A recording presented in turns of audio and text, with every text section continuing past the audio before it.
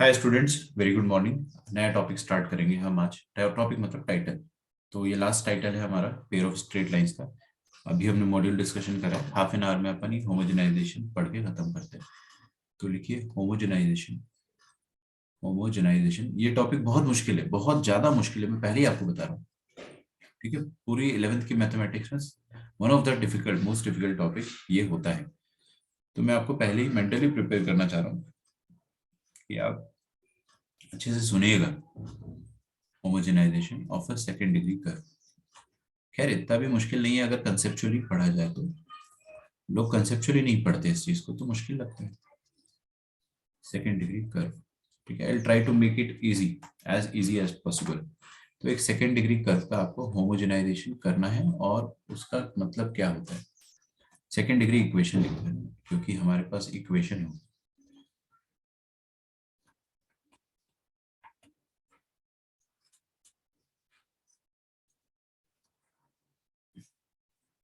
ठीक है, तो सबसे पहले यार इंग्लिश में कुछ स्टेटमेंट में लिखवाना चाहूंगा।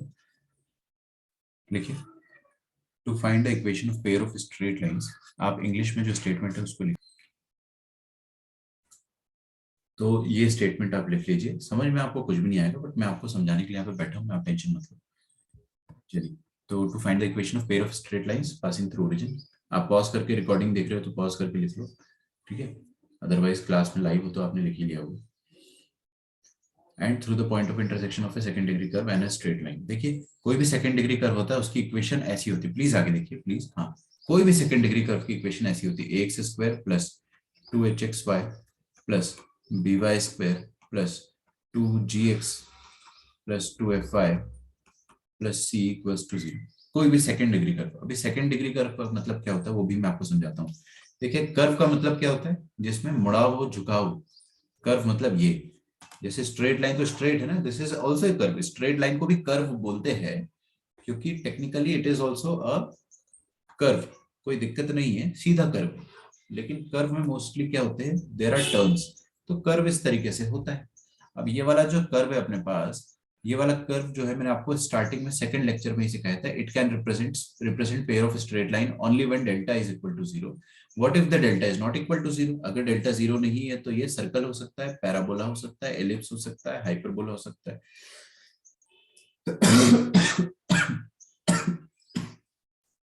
सॉरी।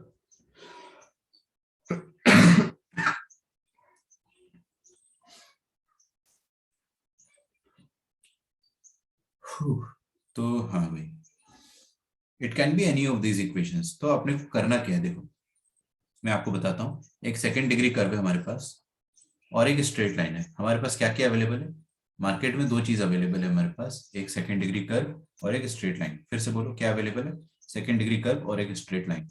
ठीक है, करना क्या है आपको वो मैं बताता हूँ, लेकिन अवेलेबल क्या है वो देखो। अवेलेबल है हमारे पास एक सेकंड डिग्री कर्व।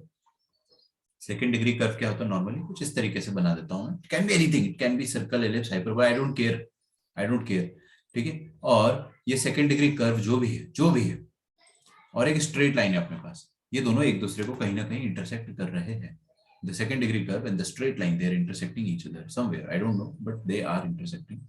ये जिस पॉइंट पर इंटरसेक्ट कर रहे हैं उन पॉइंट को मैंने ए बोल दिया और बी बोल दिया।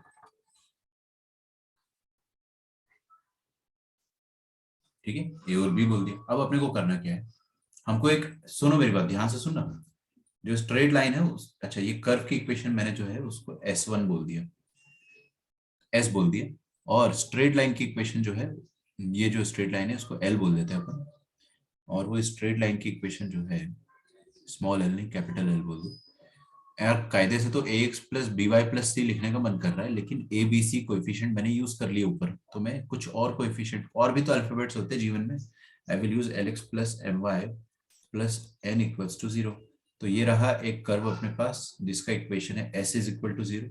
और ये रही एक स्ट्रेट लाइन जिसकी इक्वेशन है एल इज इक्वल टू 0। हमें क्या करना है, ये दोनों कर्व और स्ट्रेट लाइन के पॉइंट ऑफ इंटरसेक्शन से दो खूबसूरत लाइंस पास होगी ओरिजिन से। दो खूबसूरत लाइन ओरिजिन से पास होने वाली और इन दोनों पॉइंट से पास होने वाली लाइंस की इक्वेशन निकालनी है। मेरा टारगेट आपको समझ में आया क्या करना है मुझे। ये कर्व है और स्ट्रेट लाइन है, इन दोनों के पॉइंट ऑफ इंटरसेक्शन से दो pair of straight line through origin निकलेगी, उन पेयर ऑफ स्ट्रेट लाइन की इक्वेशन मुझे निकालना है। ठीक है, ये ओरिजिन है। Is that okay? अच्छा, मतलब क्या हो गया कि ओरिजिन से कितनी लाइंस पास कर सकते, पेयर ऑफ लाइंस? इनफाइनाइट। ये एक पेयर हो सकता है, ये एक पेयर हो सकता है, ठीक है, ये एक पेयर हो सकता है, लेकिन लेकिन लेकिन मेरे को वो एक अनोखा पेयर चाहिए जो कि ए और बी से गुजर रहा होगा। ए और बी क्या है? कर्व का और लाइन का पॉइंट ऑफ इंटरसेक्शन है। तो I want that beautiful pair of straight line which is passing through the curve, black वाला कर्व एंड द ग्रीन वाली लाइन की what? Point of intersection. Getting my point?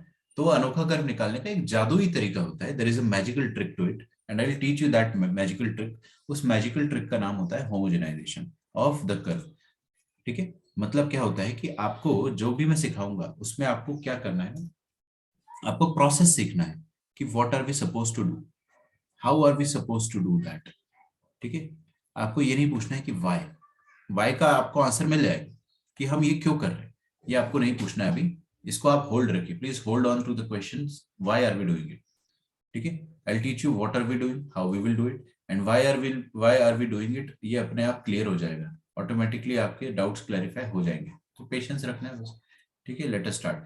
तो हमको ये अनोखी पेयर ऑफ स्ट्रेट लाइन जो है इनकी इक्वेशन निकालनी है अगर, तो आप क्या किया करो, कर्व को होमोजेनाइज कर दिया करो, वो मैं आपको सिखा रहा हूँ। ठीक है, तो हमारा टारगेट क्या है, लिखो यहाँ पे target. Target is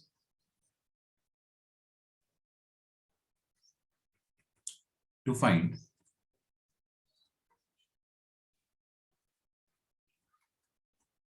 combined equation of pair of straight lines, POSL लिख लो ना, pair of straight lines OA and OB। ठीक है, using the curve S equals to 0। ठीक है, तो कर्व को यूज करके हमें इनकी कंबाइंड इक्वेशन निकालनी है। तो देखो वो कैसे निकालते हैं, होमोजेनाइज करके, बहुत आसान है, होमोजेनाइजेशन प्रोसेस आपको मैं सिखा रहा हूँ। ठीक है, तो देखो ये मैं रफ में लिख रहा हूँ, आप लोग मिटा देना इसको। Let us learn the process of homogenisation. क्या होता है वो सिखा रहा हूँ, I am teaching you what.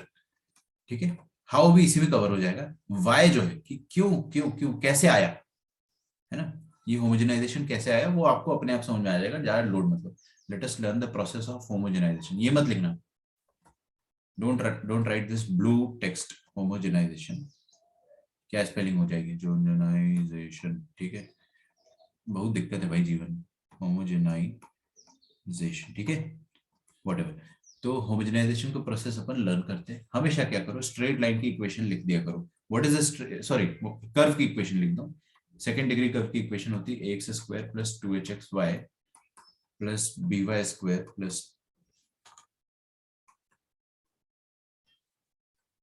2gx plus 2fy plus c equals to 0। आ रही बात समझ में?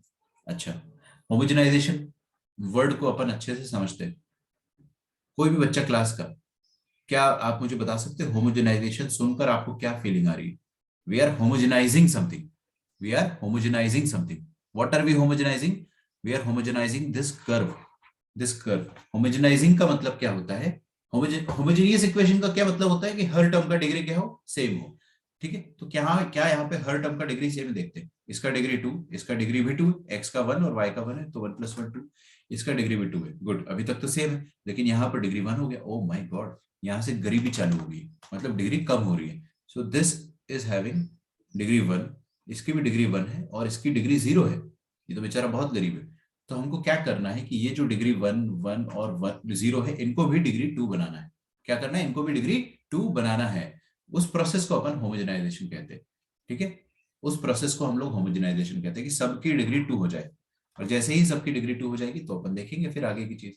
तो होमोजेनाइजेशन में आप क्या करो, जो हमारे पास लाइन की इक्वेशन दी हुई है, that is what the equation of line is Lx plus my plus n is equal to 0, है ना। एक काम करते हैं, इस इक्वेशन को मैं ऐसा लिख देता हूँ, Lx plus my is equal to minus n और डिवाइड कर दो l x plus m y upon minus n is equal to 1। शांति रखे, बिल्कुल मैं आपको प्रोसेस समझा रहा हूँ, समझो, सीखो इसको, है ना।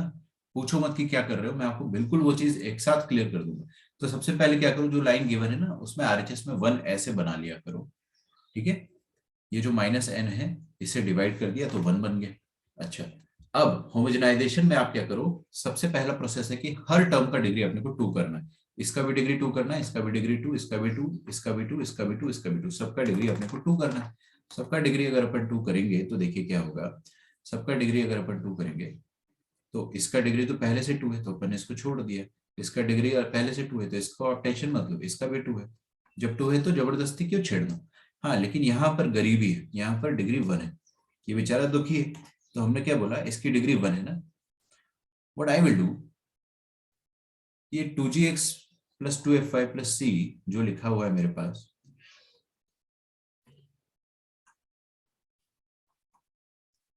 यहां पर ना मैं क्या करूंगा, लिखना छोड़ दो बच्चों, स्टॉप राइटिंग।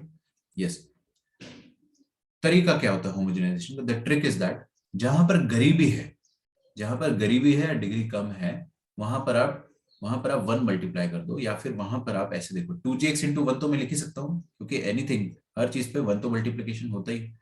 2f5 इंटू 1 भी लिख सकता हूँ, बिल्कुल लिख सकता हूँ, लेकिन समझो आप मेरे पीछे का जो प्रोसेस है, यहाँ पर डिग्री कितनी 1, कितनी होनी चाहिए थी 2, तो एक कम है, एक कम है अगर, तो आप क्या करो, एक 1 मल्टीप्लाई कर दो इंटू 1 ऐसे। क्या उखाड़ लिया अपन नहीं करके, बताता हूँ मैं आपको। अरे इतना लोड मत लिया करो, सुनो मेरी बात। यहाँ पर भी क्या करो, एक 1 से मल्टीप्लाई कर दो, क्योंकि एक कम पड़ रही है ना डिग्री। हाँ, और यहाँ पर ये जो सी है इसमें आपको 2 डिग्री कम पड़ रही है, क्योंकि कांस्टेंट में क्या होता है, कांस्टेंट की डिग्री 0 होती है ना। सी टू एक्स की पावर 0 लिखा हुआ है, वाई की पावर भी 0 लिखा हुआ है, बेसिकली डिग्री इज 0। तो यहाँ पर डिग्री 0 है और अपने को कितनी चाहिए, 2। तो यहाँ पे आप 1 स्क्वायर मल्टीप्लाई कर दो। अब ये 1 मल्टीप्लाई करने से क्या किया अपन ने, वो मैं आपको नीचे समझाने जा रहा हूँ। देखो करना क्या है आपको, प्रोसेस ऑफ होमोजेनाइजेशन में क्या करना होता है, पहला स्टेप समझ में आया सबको। जिसकी डिग्री कम है उसको आप एक एक 1 दे दो। ये 1 दे के हमने क्या उखाड़ लिया, ये मैं आपको समझा रहा हूँ, ठीक है। सबको एक एक 1 दे दो, जहां पे डिग्री 2 कम है वहां पे 1 स्क्वायर दे दो। फिर ये लिखा हुआ है 2gx इंटू, ठीक है, यहाँ पर आ जाइए। देखो अब ये जो 1 है ना 1, इसको मैं स्टाइलिश तरीके से l x plus m y upon minus n लिख सकता हूँ, ये और नो, बिल्कुल लिख सकता हूँ। तो जहां जहां 1 है वहां पर मैं क्या कर रहा हूँ, l x plus m y upon minus n लिख दे रहा हूँ, ठीक है। कोई दिक्कत किसी को, अरे ये भी तो 1 है भाई, ये भी तो 1 ही है। तो ऐसा लिख दिया अपन ने, उससे हमारा क्या फायदा होगा वो आप देखिएगा। और ये 2f y इंटू इंटू क्या कर सकते हैं, 1 की जगह में l x plus m y upon minus n लिख सकते हैं,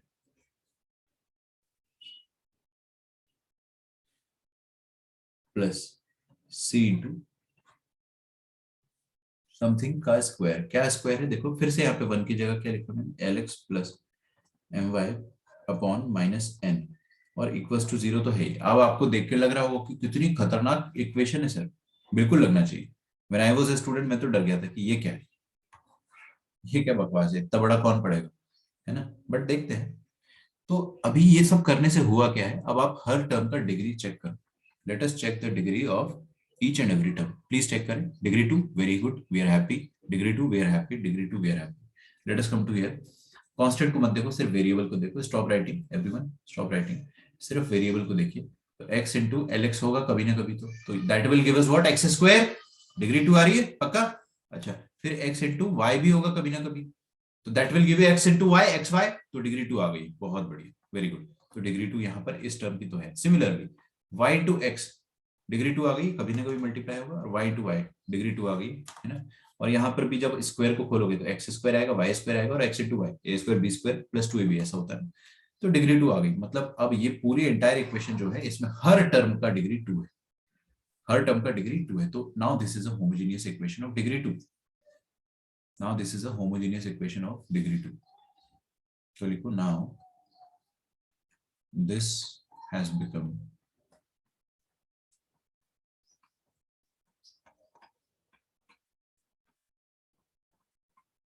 homogeneous equation of degree 2। अच्छा, होमोजेनियस इक्वेशन अब आप लिख सकते हो वैसे, हाँ सामने देखिए, देखते भी जाओ।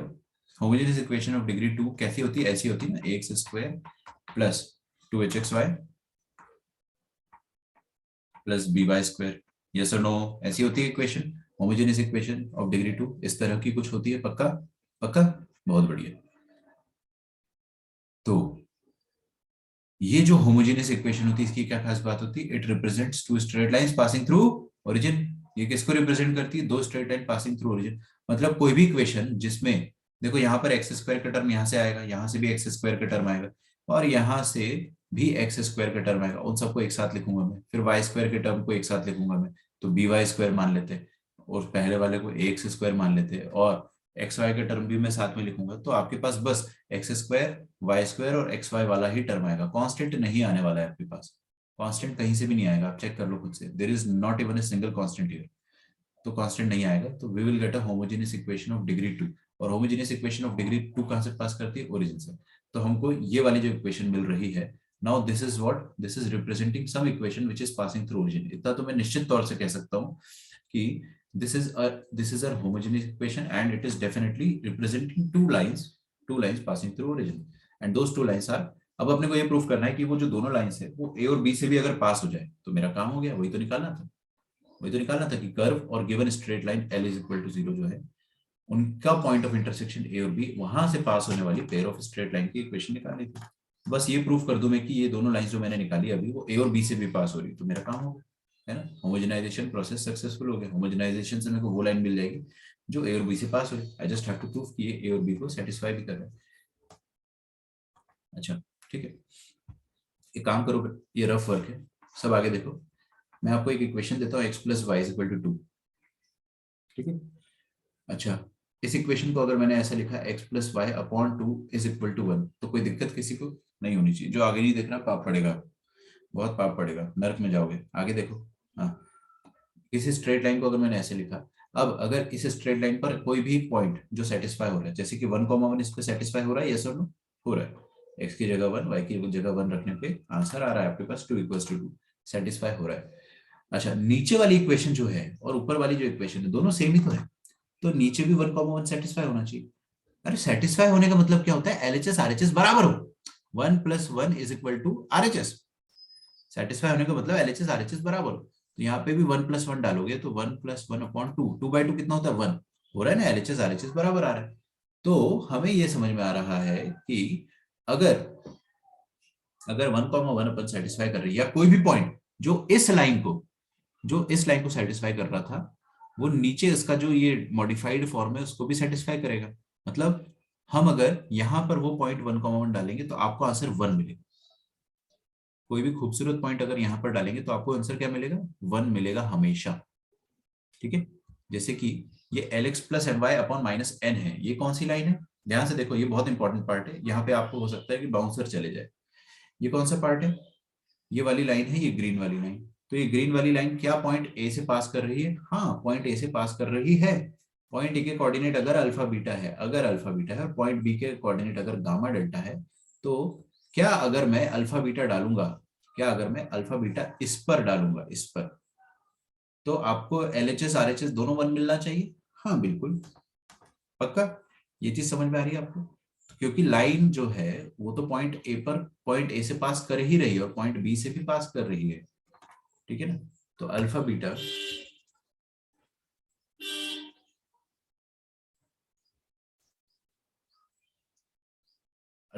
जो है यहाँ पे डालेंगे तो आंसर 1 आना चाहिए, इतना तय है क्या? पक्का।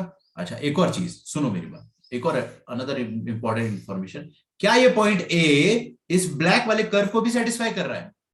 यस, बिल्कुल। क्या ये पॉइंट बी भी ब्लैक वाले कर्व को सेटिस्फाई कर रहा है? यस।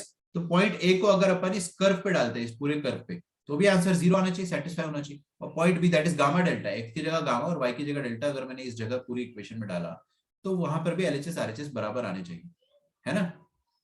अच्छा अच्छा अच्छा, तो मैं क्या कर रहा हूँ कि मैं जस्ट इतना प्रूफ कर देना चाह रहा हूँ कि ये जो मेरे सामने कर्व है ये तो ओरिजिन से पास हो ही रहा है, ये तो मैंने प्रूफ कर दिया, it is passing through origin, ठीक है? ये कर्व ओरिजिन से तो पास हो ही रही है, मैंने प्रूफ कर ही दिया है। और काश ये a, b से पास हो जाए, ऐसा प्रूफ कर दो तो मेरा काम हो गया। It will give us two straight lines, ये दो स्ट्रेट लाइंस है passing through origin and also passing through A comma B, बस ये प्रूव करना है। तो ए कॉमा बी से देखो आराम से पास करेगा ही करेगा। क्या करेंगे अपन इसमें, अगर अपन ने ए पॉइंट अल्फा कॉमा बीटा अगर अपन इसमें डाला तो देखिए सामने प्लीज, अल्फा कॉमा बीटा डालोगे तो सबसे पहले ये वाले जितने भी पोर्शन है ये सब 1 हो जाएंगे। अभी अभी सिखाया था मैंने आपको, रोना नहीं बिल्कुल भी। अल्फा कॉमा बीटा उसको सेटिस्फाई करना है तो ये खटाक से 1 हो जाएगा, ये वाला पोर्शन भी क्या हो जाएगा, खटाक से 1 हो जाएगा, और ये वाला पोर्शन भी खटाक से 1 हो जाएगा, मतलब 1 स्क्वायर हो जाएगा अल्फा कॉमा बी डालते ही। और आपके पास इक्वेशन जो है कर्व की वो ऐसी रह जाएगी, x square plus 2hxy plus by square plus 2gx plus 2fy plus c, that is जो इनिशियली कर्व की इक्वेशन थी। हमने तो पूरे कर्व में अल्फा बीटा डाला, पूरे कर्व में अल्फा बीटा डाला है ना, तो कर्व में अल्फा बीटा डाला हमने पूरे कर्व में। तो पहले तो ये वाले पोर्शन को मैंने जैसे ही इस पे डाला, सबसे पहले मैंने अल्फा बीटा, तो ये 1 1 1 हो गए, फिर हमारे पास ये बचा, और इस कर्व पे भी अपन अल्फा बीटा डाल रहे हैं। ये तो क्या है, वो काला वाला कर्व, ये भी तो अल्फा कॉमा बीटा से पास कर रहा है, तो it will also satisfy alpha comma beta. ठीक है, तो अल्फा कॉमा बीटा डालोगे तो सबसे पहले जादू से ये सब 1 1 1 हो जाएगा, तो अपने पास ओरिजिनल क्या मिल जाएगा, जो s इज इक्वल टू 0 करता है वही मिल जाएगा, और s is equal to 0 is also passing through a and b। ठीक है, ए एंड बी से पास हो रहा है, तो इसका मतलब क्या हो जाएगा कि ये पूरा एस जो है वो भी अल्फा कॉमा बीटा को सेटिस्फाई करेगा, वो भी अल्फा कॉमा बीटा को सेटिस्फाई करेगा। मतलब अल्फा कॉमा बीटा एलएचएस में डालेंगे यहाँ पे हर जगह, एक्स की जगह अल्फा, वाई की जगह बीटा, पता नहीं क्या है अल्फा बीटा, बट डालेंगे तो आपको आंसर 0 ही मिलना चाहिए, है ना। तो इसका मतलब क्या हो गया, इसका मतलब ये हो गया कि ये जो पूरा कर्व था अपने पास, ये वाला जो पूरा कर्व था, this whole curve homogenized curve जो था, that is representing two lines passing through origin, क्योंकि डिग्री 2 का होमोजीनियस है, and also it is passing through A alpha beta and B gamma delta, क्योंकि alpha beta and gamma delta is satisfying this curve, homogenized curve. ठीक है, alpha beta and B gamma delta will satisfy this homogenized curve, homogenized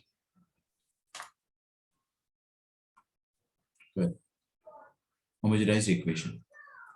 ठीक है, किसी को अगर समझ में नहीं आया तो फिर देखो, बहुत इजी चीज बताई मैंने आपको, अल्फा कॉमा बीटा सेटिस पूरे पूरे कर्व में रखो, एक्स यहाँ पे भी अल्फा रखो, यहाँ पे भी अल्फा बीटा रखो, यहाँ पे भी बीटा स्क्वायर रखो, यहाँ पे भी अल्फा रखो, लेकिन जैसे ही आप यहाँ पे अल्फा बीटा रखोगे ये 1 हो जाए, है ना। तो आपको क्या फील हो रहा होगा कि आपके सामने A alpha square plus 2h alpha beta B beta square 2g alpha 2f beta और प्लस c, ये आ जाएगा, है ना। तो अल्फा बीटा तो इस कर्व को सेटिस्फाई करते हैं, तो 0 हो गई हो।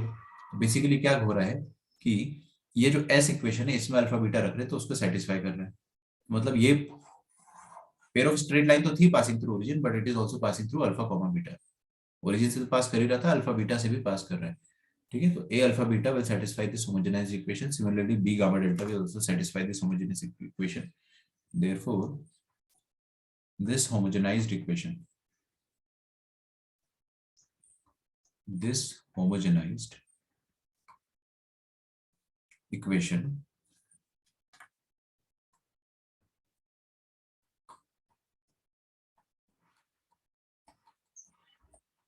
definitely passes through origin and a alpha beta and b gamma delta। ठीक है, so it gives us pair of straight line, बस, so it gives us pair of straight lines passing through AB and origin। ठीक है, अब हमको ये homogenised equation जो है वो क्या देती है, क्या सीखा अपन ने, जो होमोजेनाइज्ड इक्वेशन है वो अपने को क्या देती है, pair of straight lines passing through origin and also passing through A and B, A capital A ये वाला पॉइंट है और बी ये वाला पॉइंट है। ठीक है, तो होमोजेनाइजेशन प्रोसेस क्या है, सुनो एक बार, समरी सुन लो। होमोजेनाइजेशन में क्या है कि कर्व जो है उसमें आप डिग्री 1 वाली जगह पर एक 1 मल्टीप्लाई कर दो, डिग्री 0 वाली जगह पर 2 1 मल्टीप्लाई कर दो, और 1 की जगह क्या लिख दो, lx plus my upon minus n, खत्म। ये इक्वेशन क्या है, दिस विल, अब आंख बंद करके सोच लो कि this will represent pair of straight lines passing through origin and also passing through A and B. Proof कर दिया था अपन ने वो चीज कि ए और बी से पास करेगी करेगा। ठीक है, मुश्किल था ये कंसेप्ट मैं मानता हूँ, बट अगर आपको समझ में आया होगा तो फिर समझ में आ जाएगा, बट क्वेश्चन कैसे करने वो अपन देखेंगे। ठीक है, तो यहां तक आप लिख लो, find the angle between lines, angle between lines joining the origin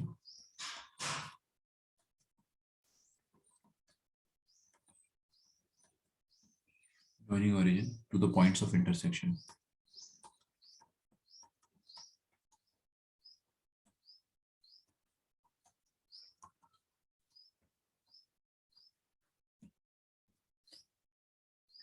of a straight line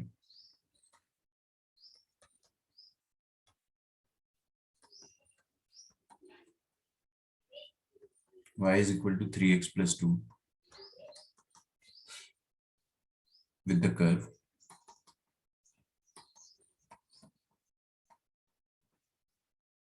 x square plus 2hxy, 2xy लिखो सिर्फ, है h मत लिखो, plus 3y square plus 4x plus 8y minus 11 is equal to 0. ठीक है,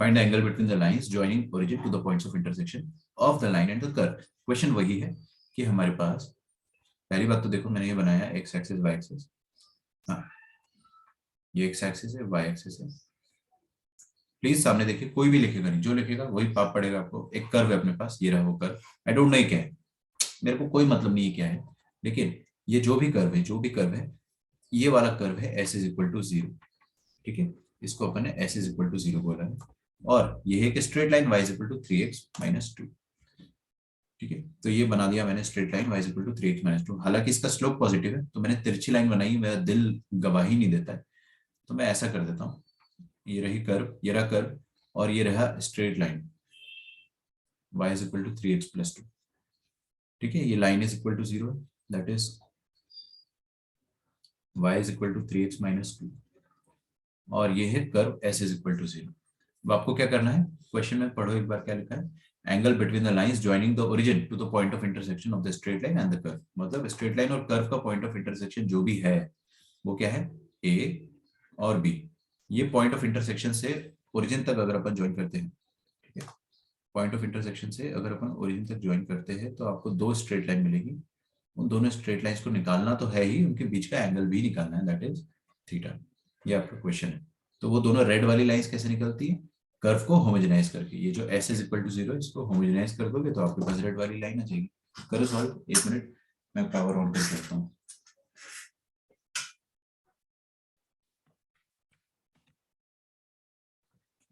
So let us simply homogenize the curve to get combined equation of OA and OB, combined equation of OA and OB, homogenize the curve, homogenize the curve, curve को homogenize कर डालिए, कैसे करेंगे, try, देखिए s क्या लिखा आपने सामने, x square plus 2xy plus 3y square plus 4x plus 8y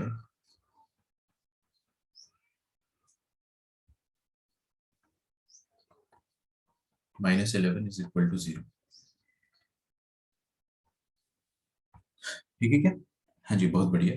अब आपको होमोजेनाइज करना है तो कैसे करते हो, देखो x square plus 2xy degree 2 है, ये भी डिग्री 2 है, इसको रहने दो, यहाँ पे डिग्री 1 है तो 4x इंटू 1 करेंगे प्लस 8y इंटू 1 करेंगे और माइनस 11 इंटू 1 स्क्वायर करेंगे, दिस इज इक्वल टू 0।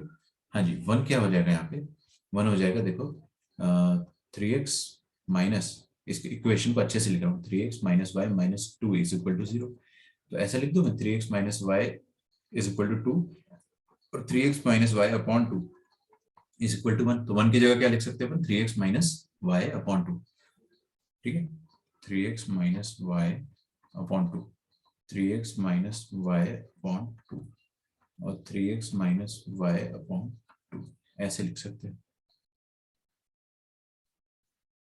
कोई दिक्कत किसी को? यहाँ तक होमोजेनाइज कर दिया। होमोजेनाइज करने के बाद I am 100% confident that it represents pair of straight lines passing through origin.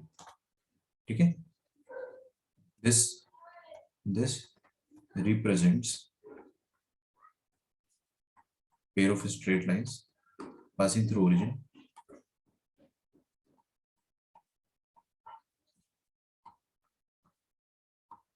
and through A and B, through points A and B। यही तो होमोजेनाइजेशन होता है। होमोजेनाइज करने से जादू हो जाता है। आपको क्या मिल जाता है? वो खूबसूरत लाइन OA एंड OB, वो आपको डायरेक्टली मिल जाएगी। That is combined equation of OB, combined equation of OB, OA and OB। बस खेल खत्म। OA और OB की कंबाइंड इक्वेशन अपने को मिल गई। अब दोनों लाइन के बीच में एंगल निकालना है। तो देखो यार, प्लीज मेरी बात सुनो एक बार। हाँ, ये जो S सॉरी, अब इसको S मत बोलो, कुछ भी बोल दो। तो ये आपको क्या देगा? कुछ कैपिटल A एक्स स्क्वायर देगा, फिर 2H XY देगा, फिर BY स्क्वायर देगा। समझ में आ रहा है ना? ऐसे ही कुछ आएगा। बस एक्स स्क्वायर के टर्म आप छाट छाट के लिख लो हर जगह से, जहां जहां से आ रहे हो। फिर वाई स्क्वायर का टर्म लिख लो, फिर XY का टर्म लिख लो। ठीक है, लिख लोगे ना? पक्का? तो देखो क्या होता है, चार्ट छाट के लिख लेते हैं। देखो कैसे लिखेंगे। एक्स स्क्वायर का कोएफिशिएंट बताइए, यहाँ से क्या आ रहा है? एक 1 आ रहा है मेरे पास। यहाँ से एक्स स्क्वायर का कोएफिशिएंट अगला यहाँ से आएगा 4x इंटू 3x होगा जब, और अपॉन 2 है तो 4 into 3 12x square upon 2 6x square आ रहा है।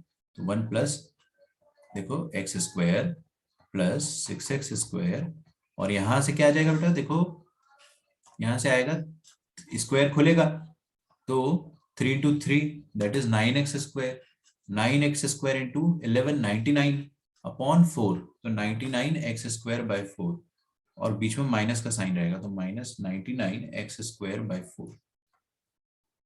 आ रहा है क्या समझ में आपको? ए का वैल्यू पता चल गया आपको?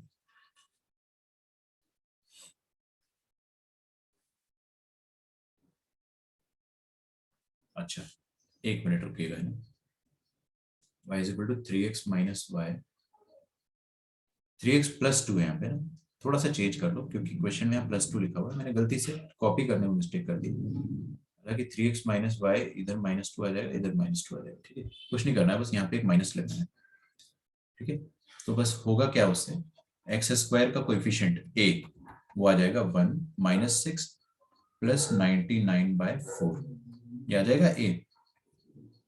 ठीक है, जब आप इसको कोशिश करोगे सॉल्व करने की तो आपके पास a भी आ जाएगा 7, और b का वैल्यू आ जाएगा -2, खुद से करना ना सॉल्व, और h का वैल्यू आ जाएगा -1। कैसे सॉल्व करोगे? b का वैल्यू, वाई स्क्वायर के कोएफिशिएंट ढूंढ निकालो भाई, है ना? ये रहा एक वाई स्क्वायर का कोएफिशिएंट 3, फिर यहाँ से कैसे आएगा वाई स्क्वायर? जब ये वाला y का टर्म इस वाले y के टर्म के साथ मल्टीप्लाई होगा। ठीक है, और फिर यहाँ से वाई स्क्वायर का टर्म कैसे आएगा? जब यहाँ पे वाई स्क्वायर आएगा अपॉन 4 आएगा, और यहाँ पे -11 होगा। You can do it yourself. ठीक है, ओके नाइस। सो आप जब सॉल्व करोगे तो आपके पास ABC आ जाएगा। फिर एंगल बिटवीन द लाइंस का फॉर्मूला क्या होता है? एंगल बिटवीन द लाइंस का फॉर्मूला ये होता है 2 times under root of h square minus AB upon a plus B modulus. यही होता है ना? बस पुट कर दो वैल्यूज और निकाल लो। तो मैंने आपको जो क्वेश्चन करके बताया, put values and find tan theta, that is angle between the lines. तो मैंने आपको जो तरीका बताया अभी होमोजेनाइजेशन वाला, ये तरीका मुश्किल है जरूर थोड़ा सा, लेकिन होमोजेनाइज करके आपको क्या मिलता है? OA OB की इक्वेशन। क्या मिलता है? OA OB की कंबाइंड इक्वेशन मिल जाती है जादू से। वो जादू प्रूफ अपन ने देख लिया है। ठीक है, तो OA OB की कंबाइंड इक्वेशन मिल जाएगी। तो कभी भी होमोजेनाइज करना हुआ तो टर्म बाय टर्म A निकालो, B निकालो, H निकालो, just put it over the formula, you'll get your answer. So it is a difficult concept. We covered it in 37 seconds, 37 minutes. ठीक है, और आपका चैप्टर यहाँ पे खत्म हो जाता है। Now you can do complete module. Chapter पूरा खत्म हो गया, कुछ भी नहीं बचा। ये छोटा सा टॉपिक ही था जो मैं कल आपको पढ़ा था, लेकिन कल आपकी खोपड़ी में नहीं घुसता वो। तो 125 से लेकर आपको 145 तक करना है। मात्र 21 क्वेश्चन, 20 नहीं 21 क्वेश्चन है, इंक्लूडिंग 125 एंड 145। इतना कर लो और बाकी इसको अपन कल डिस्कस करेंगे, एंड कल ही अपन नया चैप्टर सर्कल्स स्टार्ट कर देंगे। ठीक है, one of the easiest and वो most interesting chapters will start it tomorrow. ठीक है students, I will see you in the next class. Till then bye everyone and thank you.